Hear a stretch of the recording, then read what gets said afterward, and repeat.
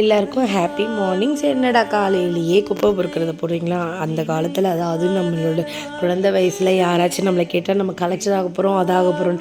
ஆனால் உண்மையாகவே நிறைய லேடிஸ் கலெக்டராக தான் ஆகிருக்கும். என்னன்னு பார்த்தீங்கன்னா, எங்கேயாச்சும் ஒளிஞ்சிட்ருக்கிற குப்பைகளெல்லாம் பெருக்கி கலெக்ட் பண்ணி அதை டஸ்ட்பினில் போட்டு நிறைய வேலைகள் இருக்குது பார்த்தீங்களா.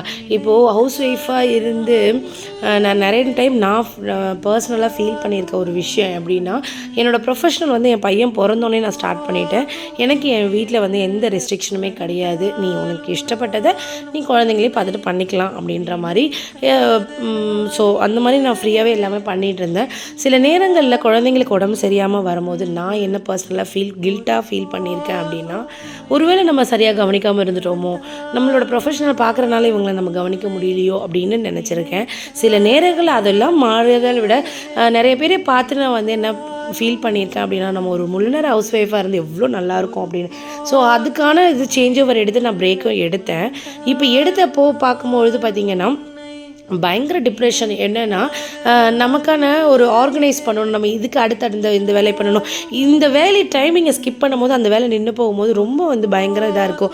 இதுக்கு நம்ம ப்ரொஃபஷனலை பார்த்துக்கிட்டு இதையும் பண்ணியிருக்கலாமேன்னு இப்போ ஃபீல் பண்ணிகிட்ருக்கேன். ஆனால் எனக்கு இன்னொரு விஷயமும் ஃபீல் ஆகுது. இப்போ நம்ம ஸ்டாப் பண்ணியிருக்கோம், திருப்பி நம்ம அதை ஸ்டார்ட் அப் பண்ணும்போது பெரிய ஒரு பின்னடைவை நம்ம திருப்பியும் இதை முன்னுக்கு வர்றதுக்கு ரொம்ப கஷ்டப்படணுமோன்னு ஒரு ஃபீல். ஸோ என்ன பண்ணுறதுன்ற ஒரு யோசனையிலே பார்த்திங்கன்னா, நிறைய லேடிஸ் இந்த ஒரு டிப்ரெஷன்லேயே இருக்கிறாங்க. ஸோ இதெல்லாம் எப்படி வெளியில் வருவோம் அப்படின்றது அவங்களுக்கே கண்டிப்பாக தெரியாது. பிகாஸ் ஒரு ஹவுஸ் ஒய்ஃபாக இருக்கிறது பெரிய சாதாரண ஒரு விஷயமே கிடையாதுங்க. அப்போல்லாம் ஏதோ ஒன்று இருக்கிறத வச்சு சமைச்சு பண்ணி குழந்தைங்கள அமைச்சு பண்ணிட்டோம்.